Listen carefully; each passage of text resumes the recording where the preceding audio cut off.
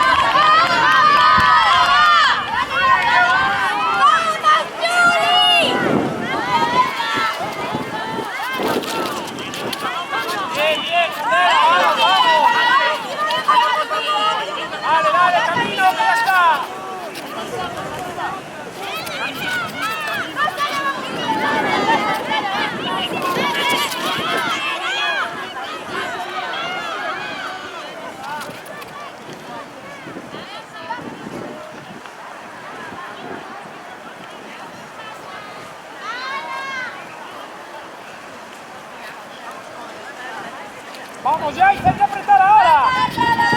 ¡Venga, Inar, vamos! La genética. Seguidas por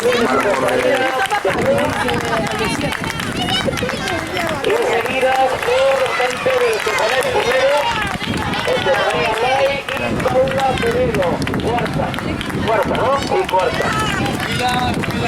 Fila tirador, quinta, si no he contado mal.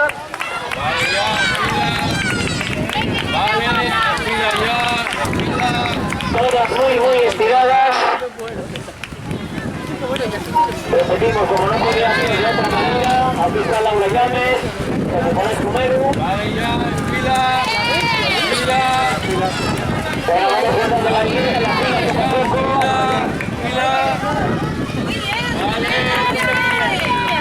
Inés Peisato, también el gijonés primero.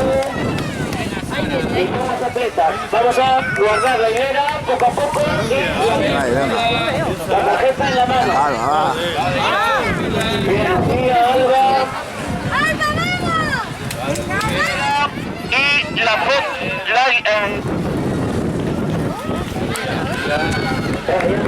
vamos a guardar la fila, pagamos la fila.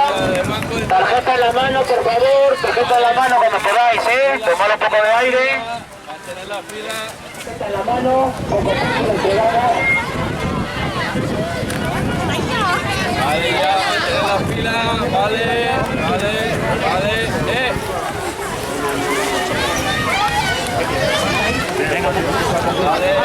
Vale, ya, mantener la fila. Vale, ponemos en fila. Vale, ya, en fila, vale. Vamos chicando las tarjetas. Vale, ya, ponemos en fila. Tenemos la tarjetina ahí en la mano. Venga, mantenemos.